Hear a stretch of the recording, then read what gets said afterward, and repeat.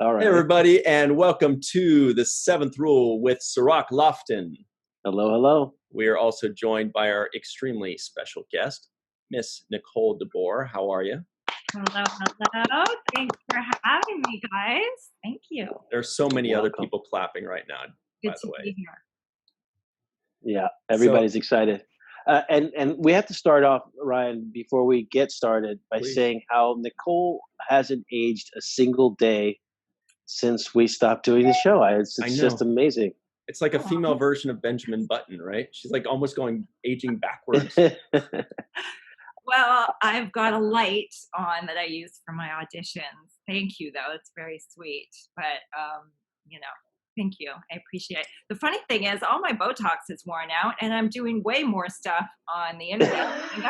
I guess I'm just like, whatever. Let's do it. Let's just be real here. Well, you look beautiful, and you look great, so that should just be noted. Thank you. Seconded. And how's your Botox going, Sirach, speaking of which? Mine is worn off as well. Ryan, I know yours is worn off since we met, so it's been kind of... I do self-injections.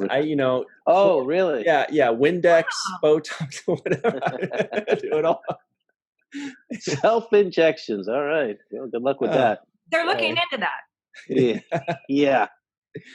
So everybody at home, you guys know Nicole as Ezri Dax from Deep Space Nine, and from moving up the ranks pretty quickly in just one season. And I remember reading the Deep Space Nine books afterwards, and your character continued to move up the ranks after season 7. So that's pretty awesome. She kind of went into command and moved on forward.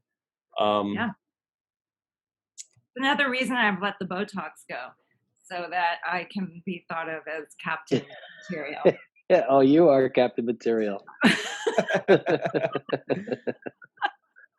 Did you ever keep up with any of your storylines? Because I know I did not, and people. No, I didn't. I still have to read them. I mean, people tell me, about it. Right. So I know that she's done very well.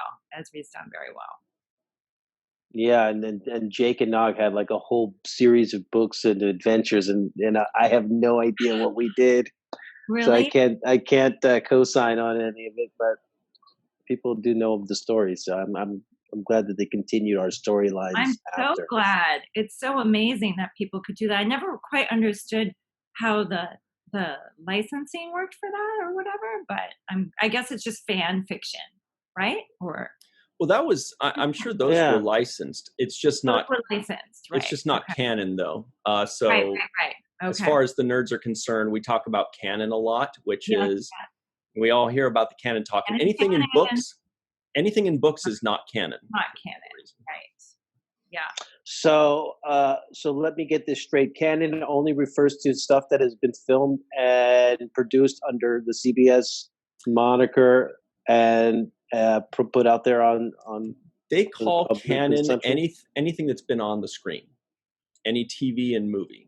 The only one that's kind of like, how Pluto is with the planets, where at this point we just can't keep up with, wait, is it considered a planet this week or is it not anymore? That is the animated series from the 70s.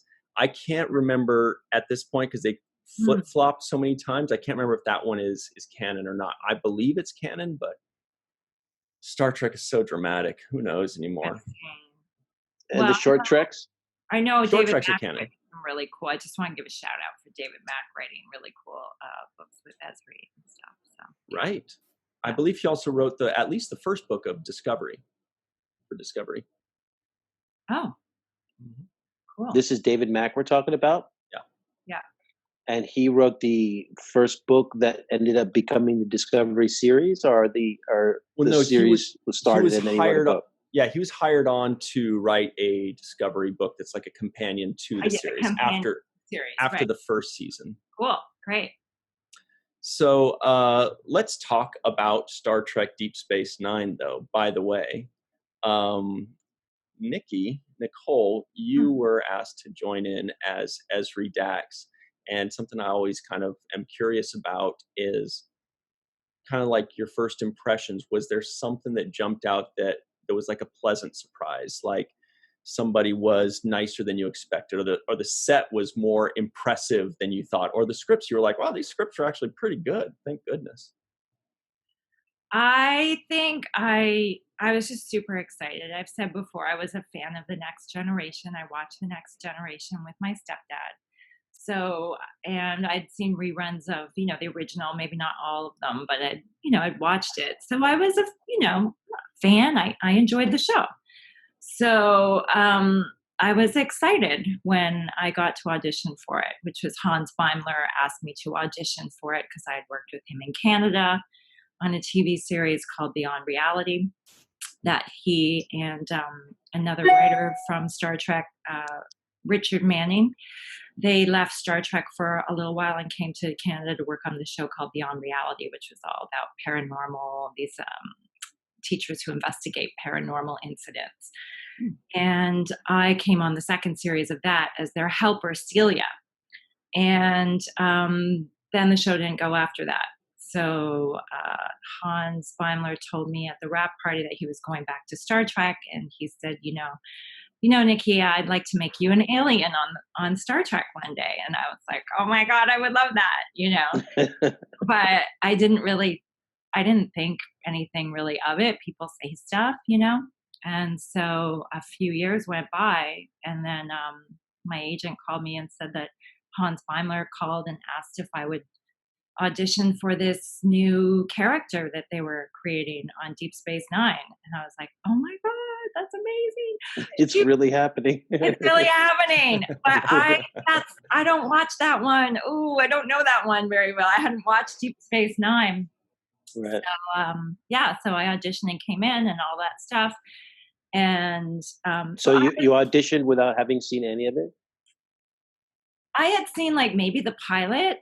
The first episode I saw because my boyfriend had auditioned for the show for Deep Space Nine in the beginning, and he also was a fan of Star Trek, so we were excited about it.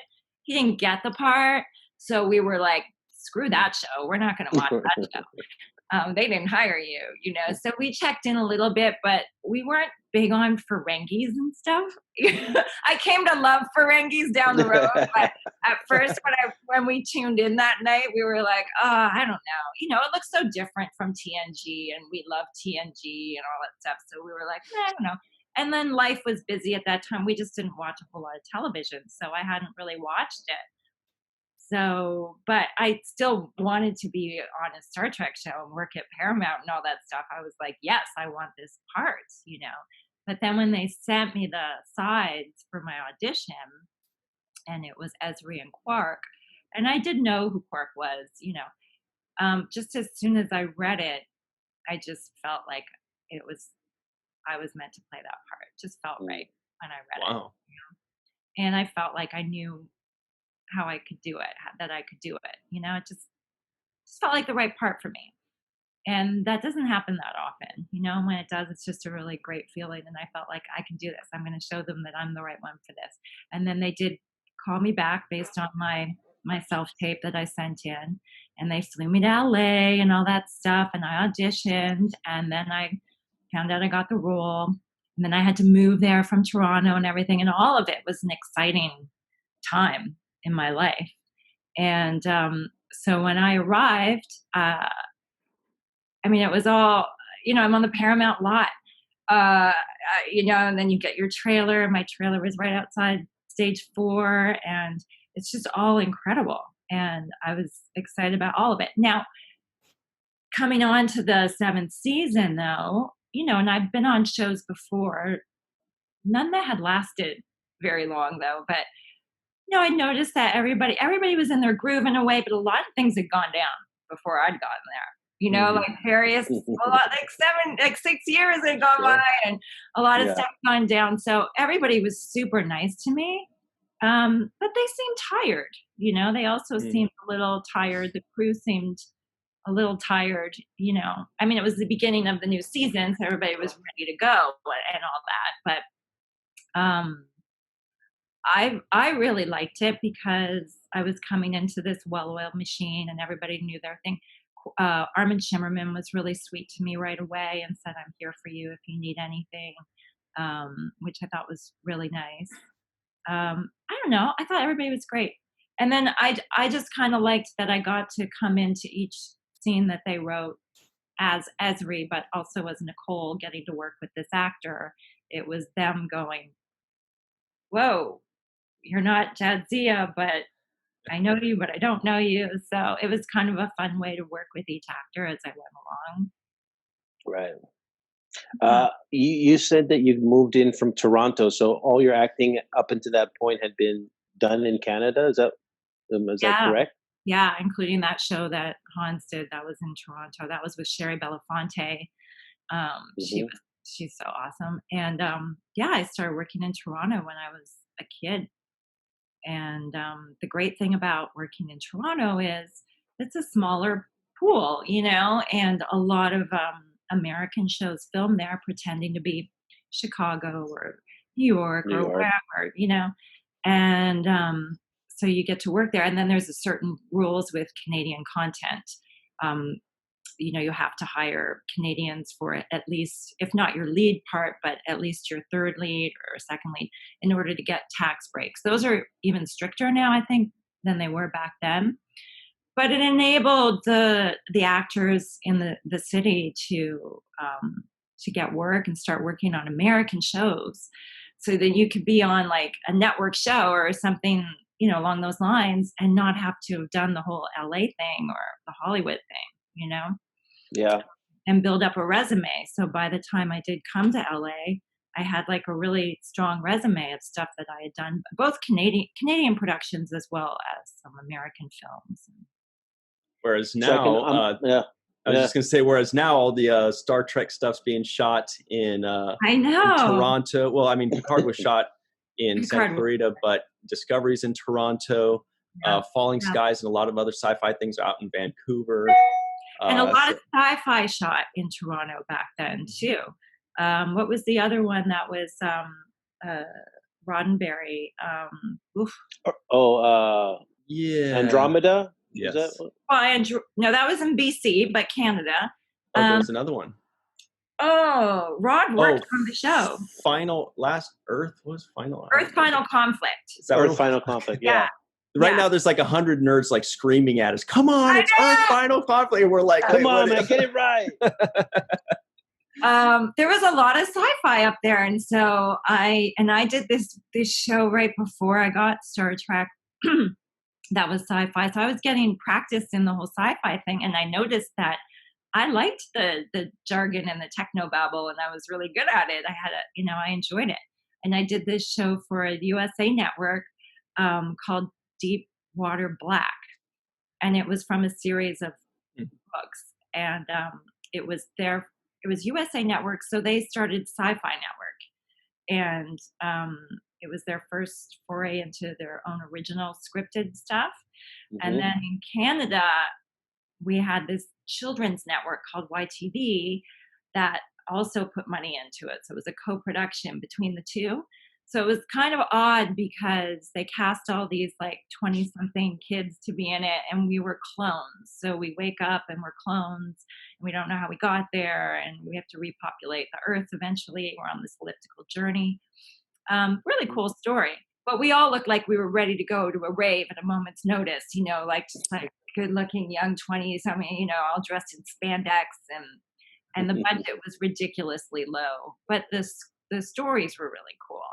So I was doing that just prior to doing this, and an actor named Gordon Woolbett was on that, and he went on to do Andromeda after.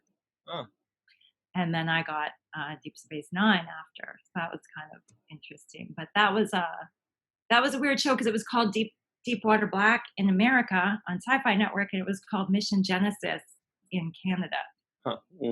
Really bizarre. I thought you were going to say you went from one deep show to another deep show. I know. Yeah, right? Deep Water Black to the Deepak Chopra. I interrupted you though, Sirach. Were you going to say something? Would you have a follow-up question there before I jump my question really was answered. I was just putting it in context that, you were actually coming to Los Angeles now as an actress and going on Star Trek. So, I mean, It's like you're exposed to a whole lot of stuff all at once. I can imagine it like a sensory overload type feeling. It was crazy. And also, just prior to that, I'd broken up with my boyfriend, the actor Scott Speedman, and because we were both from Toronto, and we had been in, we had dated, then we broke up, and then I got Star Trek and was moving here, and he got Felicity. Remember that show? It's like huge. And Carrie something. Carrie Russell. Carrie Russell. And so we both came down, and it was weird, and I'd see him sometimes, and I just started working on the show, and I didn't have an apartment yet, and so I was living in a hotel. I was living in the Magic Castle Hotel in Hollywood. Oh wow, famous place. That's an unusual place to be. The Magic Castle. Okay. It was just it was an interesting time. And then there, it's Hollywood, and there's billboards, and I would see my ex-boyfriend up on billboards.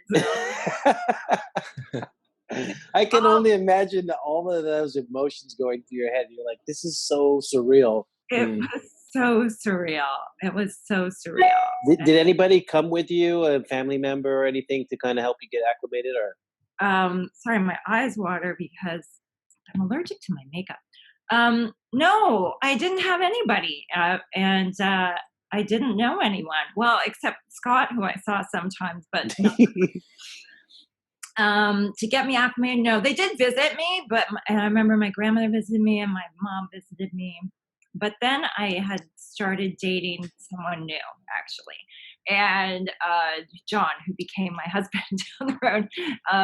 But I just met him, and we started dating when I did have time off, which was almost never, like the weekend, sort of.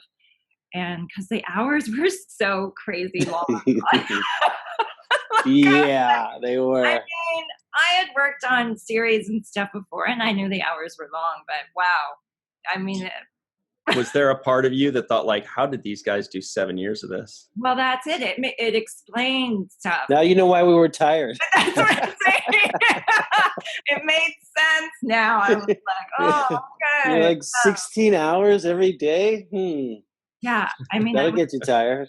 I would say I was lonely. I didn't know people, but the thing is, I didn't have time to do anything else. I mean, and the writers had me, thankfully, happily in a lot that season, so I worked a lot, and I was never home. My power got turned off because I forgot to pay the bills, and I just was not there, Yeah, that's a question I get from my friends about, making money and doing a show, and they don't understand that you actually don't even have the time to enjoy the money that you're making because you're working all the time.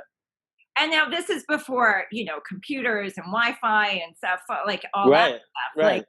I mean, you had to mail stuff to pay a bill. You actually had to put a stamp on an envelope and put it in the mailbox. Yeah. Totally. So, yeah.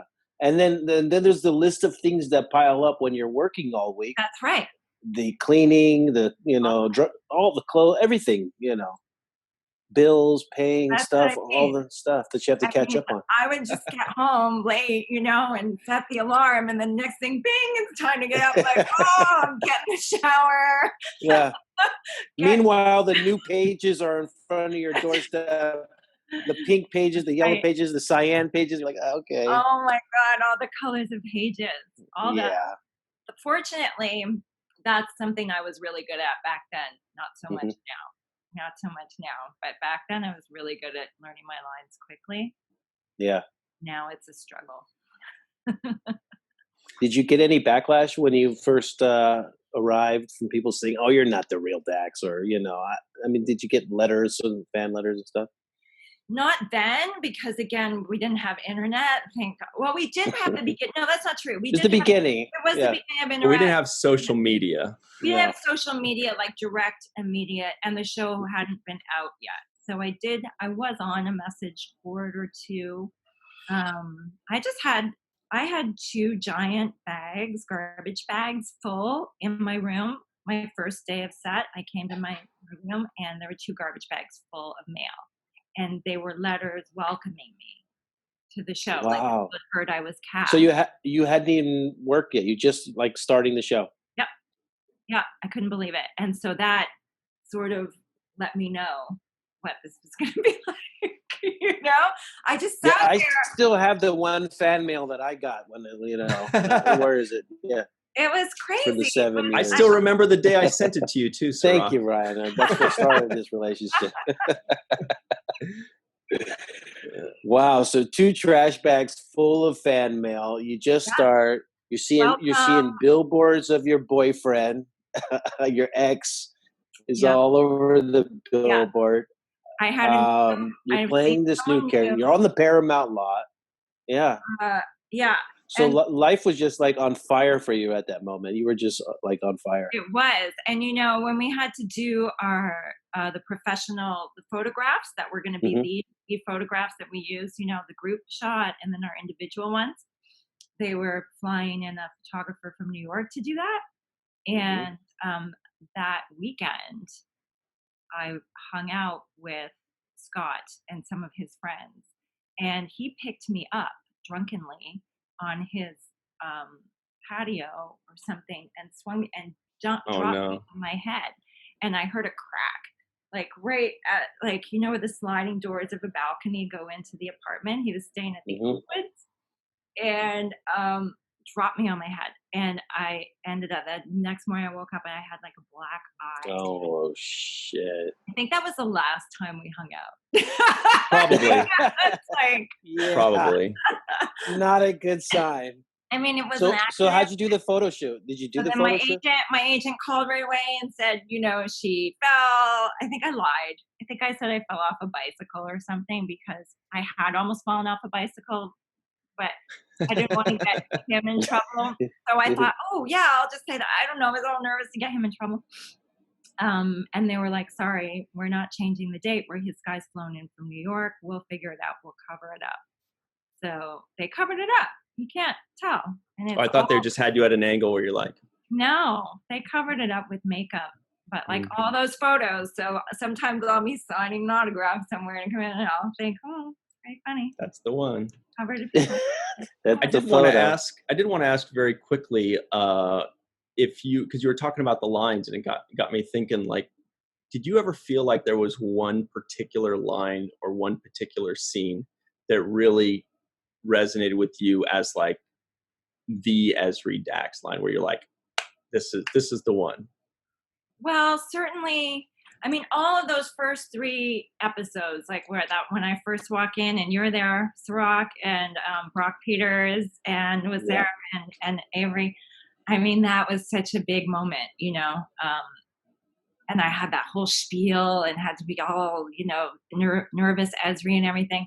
I mean, I was ready for the moment, and I'd run it and I did it. And then everybody seemed like, whoa, you know, she seems all right. Like I kind of got a feeling like, oh, she seems okay. I was like, so I do always remember that, shooting that. And it was more of when we go to Tyree then, you know, and have all that stuff out in the desert. That was so hot and crazy.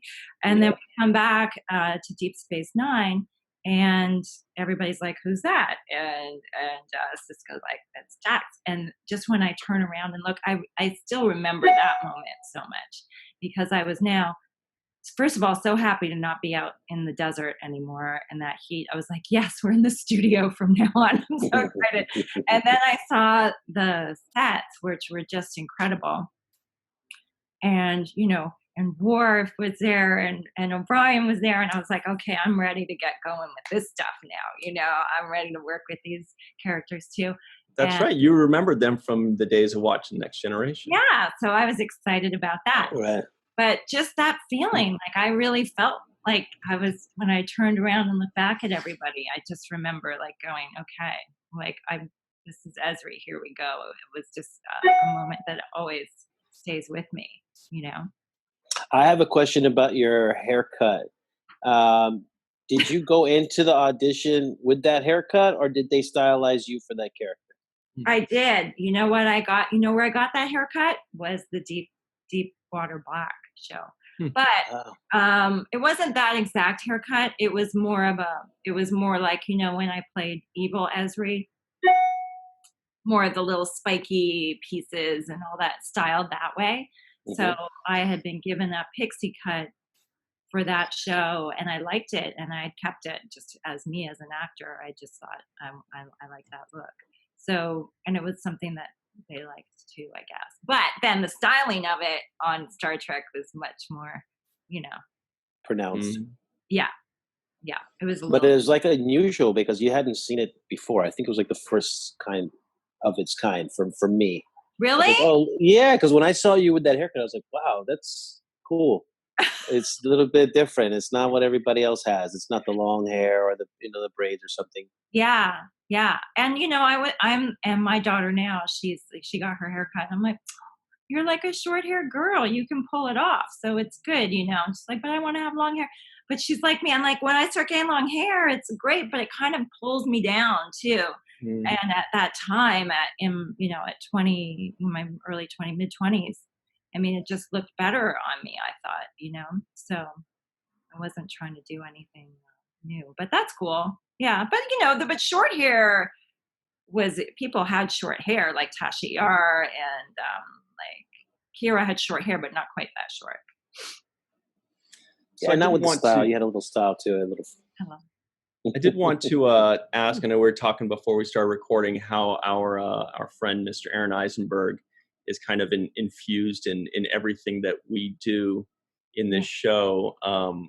And, I just kind of wanted to ask you if you've got any stories to share with him, or, an anecdote or something about him that most people might not know, because we've kind of talked about him quite a bit. So if there's anything that you've got that we haven't heard, or just that you haven't heard. Well, I didn't, Aron was so excited to have someone else more, like he was only a couple of years older than me, like 1.5, I don't know.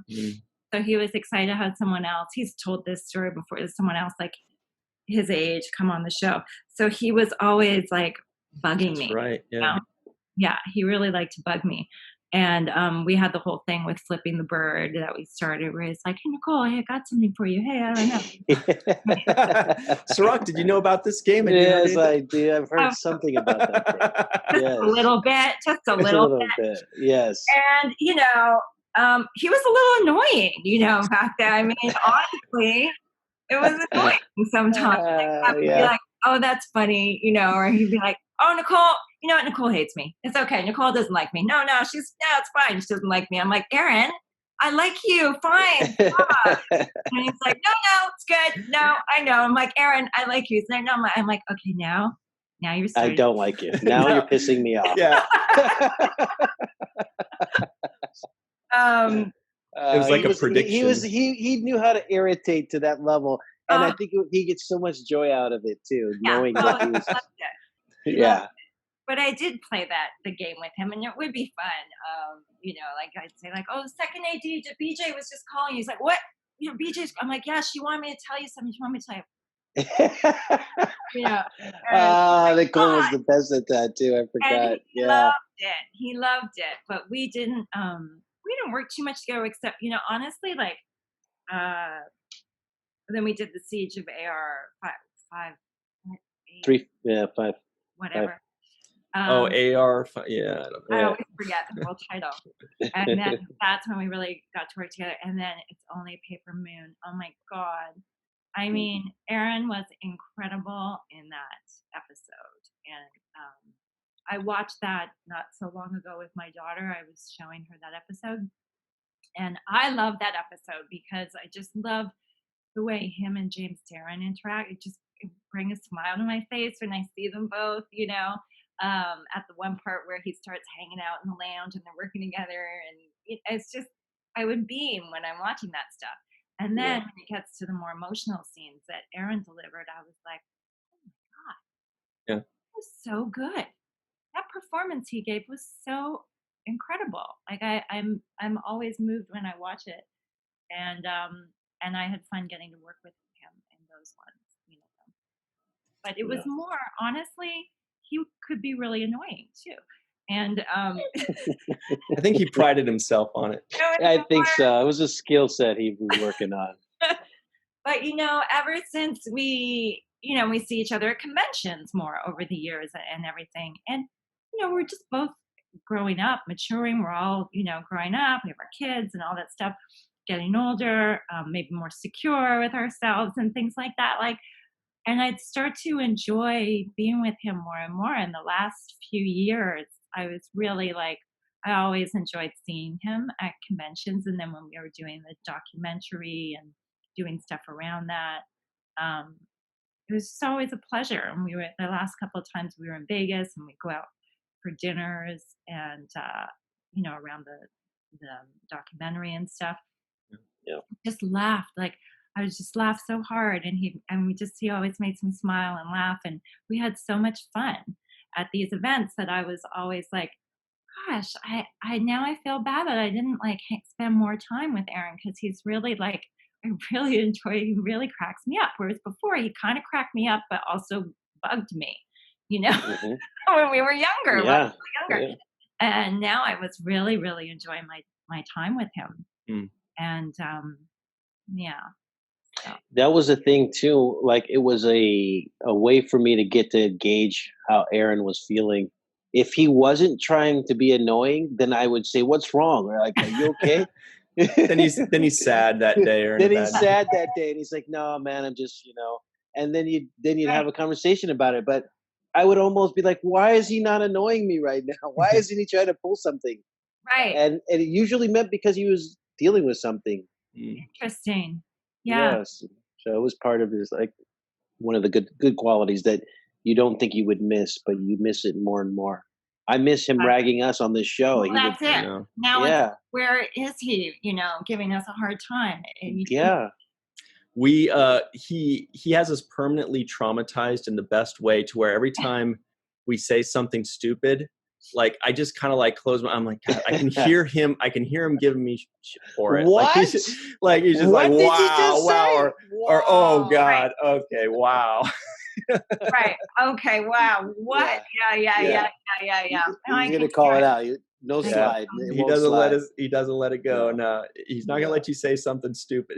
Sirach's pretty cool about it. I'll say something stupid, and he lets it slide. Aron will be like, you're not getting away with it. Yeah. Totally, which is great. And Aron spoke his mind about what he felt about stuff, and I love that too in a person. And yeah. Well, I remember that photo we took together. I think Ryan, you posted it, but it was that photo at the Man's Chinese where we were all at that premiere for the doc with the three of us: Aron, Camille, Kenneth. Yeah. Right. Hey, so we only have about a minute left. I do want to mention, Nicole, you've got a Cameo thing that all the cool kids are doing lately. Yeah. People should check it out. It's cameo.com/Nicole DeBoer 007 is what it's showing me right here. What? Yeah. What? So now anybody, if you guys want, if you want Nicole to say anything or to, give you a quick hello, you just go to cameo.com, look her up, and you have the means to do that. Yeah, it's fun. And they don't have to be nice things just because, you think that I'm nice or Ezri was nice. I mean, you can send it to someone you hate, and I can be a real bitch. So if you've always wished that Ezri Dax said, "Shut up, Worf," you can have her say, "Shut up, Worf." Exactly. Oh, wow. Awesome. Happy That's great. Nikki, thank you so much for joining us. We really appreciate it. Oh my gosh, my pleasure. This was so fun. Aron spoke very highly of you. Sirach did too, I think, yeah? Always. I mean, how can you not? She's a fantastic person. She always has been. Yeah. Well, thank you all very much. Again, check her out on cameo.com. It's really cool. It's really fun. I've seen a couple of things she did. She did one for Lambda Quadrant, which was awesome. I love those guys. Those guys are they're a lot of fun. Too. Great. All right. Thanks. Thank you all so much. And thank for those of you at home, always remember the 7th rule.